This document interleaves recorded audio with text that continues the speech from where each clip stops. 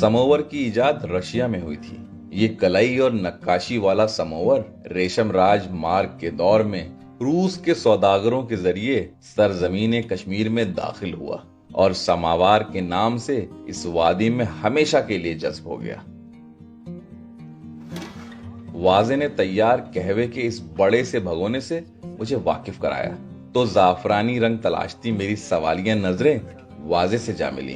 तो जवाब में वाजे ने एक सफेद प्याली में बस घूंट भर कहवा डाला तो इस दोपहर की छनी हुई धूप सा जाफरानी रंग चमका।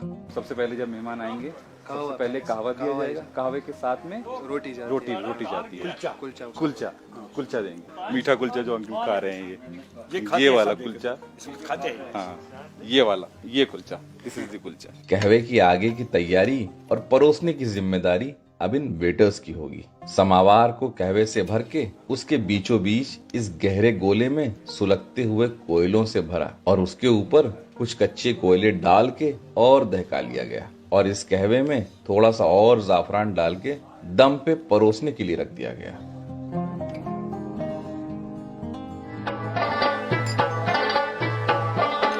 ये तैयार कहवा अब ईरानी कालीन और गांव तकिए पे तशरीफ फरमा मेहमानों को बड़े ही शाही अंदाज में इस तांबे के कलई वाले समोवर से गर्मा गर्म कहवा लगातार परोसा जाएगा और उसके साथ ये खस्ता और सौंधी तंदूर में सिकी हुई पोस्ते दाने वाली रोटी भी परोसी जाएगी जिसे कंदी कुलचा कहते हैं।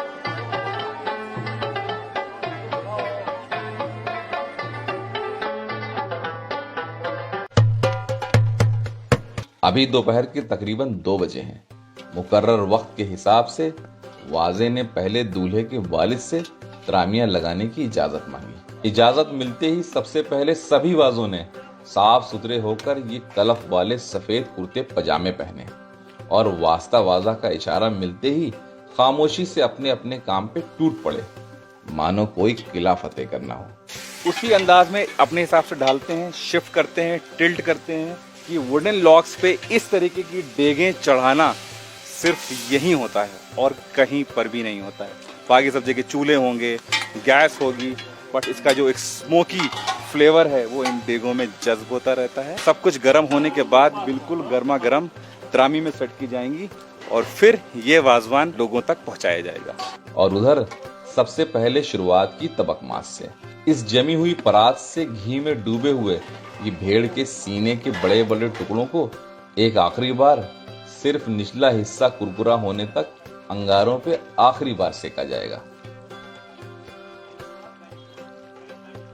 मेरे पीछे यहाँ राइस निकाला जा रहा है, गर्मा गर्म, इतना गर्म है कि पहले थोड़ा सा पानी में हाथ डुबोना पड़ता है बिकॉज एक से डायरेक्ट चावल निकाल रहे हैं आप, तो बहुत ज्यादा गर्म होता है। और तबकमास के तैयार होने से पहले ही चावल की ये बड़ी बड़ी डेगें उतार के चिपके हुए चावलों के गोलों को फोड़ लिया जाता है और थोड़ा सा भी जला हुआ हिस्सा निकाल के बाहर कर दिया जाता है। कई कारीगर मिलके ठंडे पानी में हाथ भिगोकर जलते हुए चावलों के दानों को अलग अलग करते हैं और कढ़ाई वाले इस तांबे की त्रामी में बहुत ही सलीके से चावल की पहली परत लगाते हैं। सब कुछ बहुत अच्छा लग रहा है and it is very organised, it is very systematic. मैं कितना भी तारीफ करूं कम है, इट इज सो ब्यूटीफुल। और दूसरी परत के लिए वास्ता वाजा पहले एक सीख कबाब और वाजा चिकन लगाता है और तांबे के चम्मच से त्रामी के सिरहाने मेथी मांस का लाल शोरबा परोसता है और तबकमास का गर्मा गर्म एक टुकड़ा रख के उस पे सब्ज धनिया और बादाम के रेशे ऊपर से छिड़क कर ये त्रामी तैयार करता है।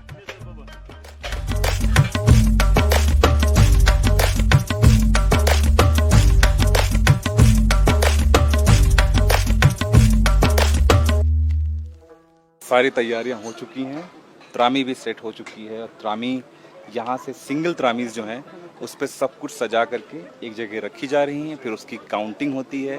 काउंटिंग होने के बाद गेस्ट्स के हिसाब से मेल और फीमेल सेक्शन में एक एक करके सर्व होती जाती हैं। वेटर्स इन तैयार त्रामियों पे सरपोश लगाकर तांबे के सुनहरे ढक्कन से त्रामी बंद कर देते और बहुत ही सलीके से एक कतार में लगाते चले जा रहे थे।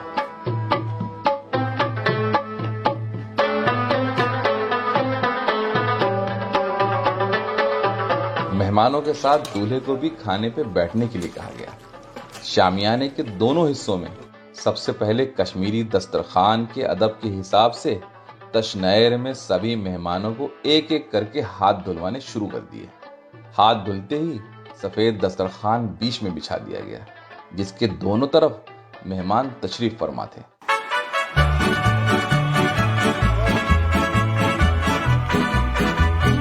दस्तरखान बिछते ही तैयार सुनहरी ढकी हुई त्रामियां एक एक करके हर मेहमान के आगे सजा दी गई। इस अदब में एक बात मुझे बहुत ही खूबसूरत लगी। जब तक हर मेहमान के आगे ये त्रामी नहीं परोस दी गई, तब तक सभी ने इंतजार किया। फिर बिस्मिल्लाह करके सभी ने एक साथ त्रामी को बेपर्दा किया और जायकों में फौरन लुप्त हो गए।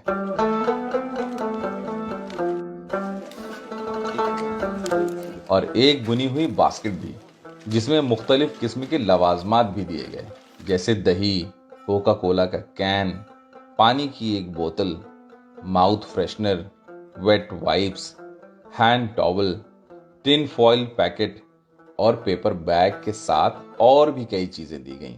जिस किसी को कोई चीज नहीं खानी होती, वो इस फॉइल पैकेट में इकट्ठा कर लेता है और पेपर बैग में रख के अपने घर ले जाता है। खाने की बर्बादी को बचाने का ये क्या जबरदस्त तरीका है। साथ में परोसी गई एक ट्रे, जिसमें मुख्तलिफ किस्म के चटनियां और सलाद थी। थोड़ी देर में एक वाजा गरम डेग को एक हाथ में कपड़े से दबोच के एक एक करके सबको धानीवाल कोरमा का एक पीस परोसता गया। और ऐसे ही दूसरा वाजा वाजवान की दूसरी डिश, फिर तीसरी, यूं ही परोसी जा रही थी। अब क्या ला रहे हैं? आलू बुखारा। गुलजार वाजा मेहमानों को परोसे जाने वाले अपने इस वाजवान का जायजा शामियाने के दोनों हिस्सों में बहुत संजीदगी से ले रहे थे। आखिर उनकी इज्जत का सवाल था और साथ ही साथ दूल्हे के वालिद और भाई भी मेहमानों की हर जरूरत पे तेज नजर रखे हुए थे। उधर तेज आंच पे ये छोटी डेगें गर्म होती और गर्म होते ही मेहमानों को परोस दी जाती। ऐसा करते करते बारी बारी लगभग वाजवान के 24 जायके परोस दिए गए। पनीर से लेकर मशरूम, आब गोश्त से लेकर रोगन जोश, फिर आया गोश्ताबा। जैसे ही गोश्ताबा परोसा गया, सबको पता चल गया कि ये आज की 25वीं और वाजवान का आखिरी जायका है। ये अब आखिरी डिश है। इसके बाद सबको पता चल जाएगा कि हाँ भाई अब वाजवान खत्म, खाओ, पैक करो और चलिए। खाना खत्म होते ही फौरन दस्तरखान समेट दिया गया।